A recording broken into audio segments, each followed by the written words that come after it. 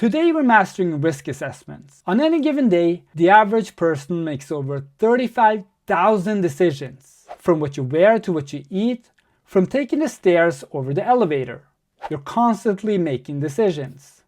And behind most of these decisions is a risk assessment. Assessing risk is ingrained so deep into you that you didn't even think about it. So why does this become so insanely difficult when we try to do this at work? I'm Kevin. I've been in risk and compliance for over 15 years.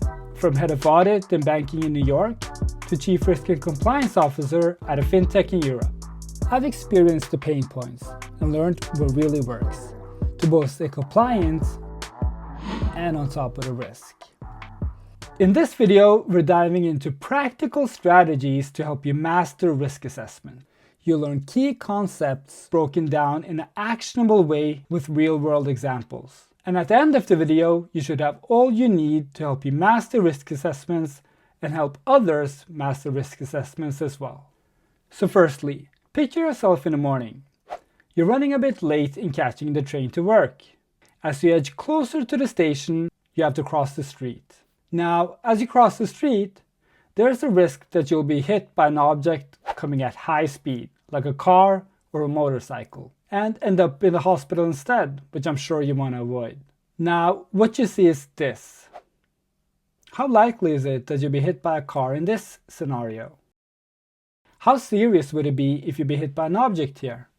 Well, I would say that the only object you can be hit by in this scenario is a mosquito at best, and that's not going to do any harm. But what if what you see is not that? What if you see this instead? You probably would not cross the street here, would you? The purpose of a risk assessment is to make the best decisions possible, while understanding and minimizing any risk. When assessing risk, the most widely used measures are probability, sometimes called likelihood, and consequence. We'll get more into details on that later in the video, but probability is basically how likely is it that something would happen, and consequence is how serious is it if something was to happen. So if we were to assess this while doing an actual risk assessment, we would do something like this. The risk is ending up in a hospital after getting hit by an object at high speed. The probability would be not likely, because there's no cars in sight. And the consequence would be insignificant because you get hit by a mosquito. So I would say that the risk for that scenario is low. But if you take scenario 2, however, the probability would be highly likely because there's many cars in sight. For consequence, I would say critical, because you're most likely to be hit by an object and you'll probably end up in hospital. So the risk in that scenario is very high, and that's the risk assessment. Or is it? Well, we've only done half of the risk assessment. We've only assessed the inherent risk. The inherent risk is the risk that you see and know. The purpose of a risk assessment is therefore not only to identify the risk, but also to identify controls, because that's how you minimize the risk. So what we're missing is some sort of rule or policy or predictable activity that you can revert to every time you cross the street.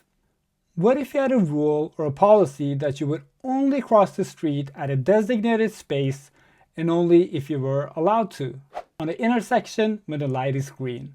This policy then becomes your control. The outcome will always be that you can cross the street safely without ending up in a hospital. So let's do this together. For scenario 2, there's a very high risk that you'll get hit by a car. The inherent risk stays the same, right?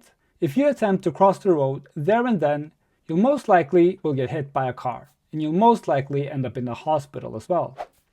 If you have the policy, however, that you'll only cross the street at a designated space when you're allowed to do so, then that dramatically changes your risk.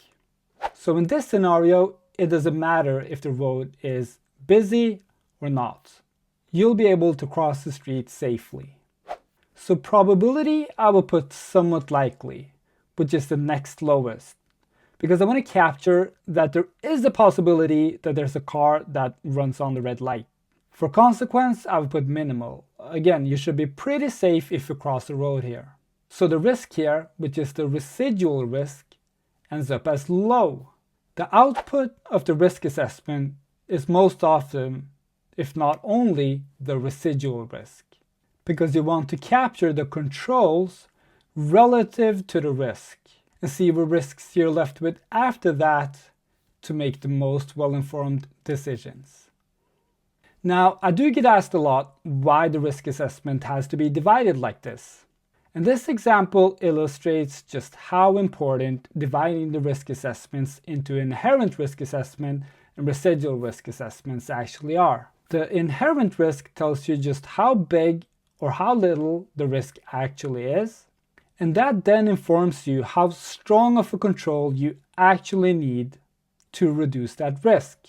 Now there's some mathematics that could be applied here, but the easiest and most intuitive way is to have it all shown in a risk matrix. This is a typical one, where the top right quadrants are your very high risks, flanked by the high risks, the mediums in the middle, and the lowest down left. How you get to these is by assigning a score for your probability and your consequence and see where you meet in the matrix. Typically 1 to 5 for probability and 1 to 5 for consequence. Now these matrices will vary from organization to organization and depend on risk tolerance levels and risk appetite. So if you have a high risk appetite, you might be willing to take on more risk, whereas if you have a more conservative, low risk appetite, you might be willing to put on less risk.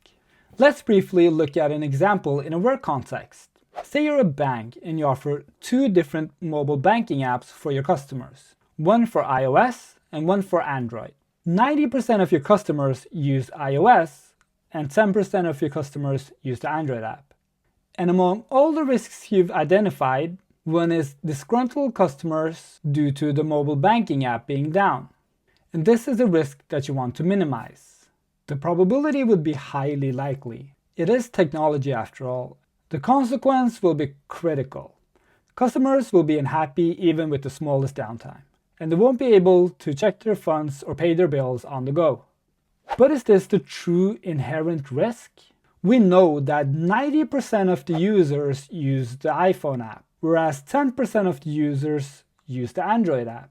So the inherent risk for the iOS app might hold true, but for the Android app, the consequence will be much less severe. 10% will be unable to do some stuff, but 90% of your customers will still be happy.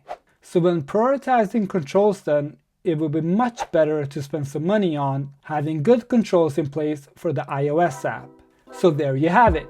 In this video, we've gone over some practical strategies, key concepts, and real-world examples to help you master risk assessments. Also be sure to check my video on the COSO internal control framework to see how risk assessments plays a larger part in our organization's control. If you have any topics you would like covered, please comment below. And if you liked the video, please subscribe. I'm Kevin.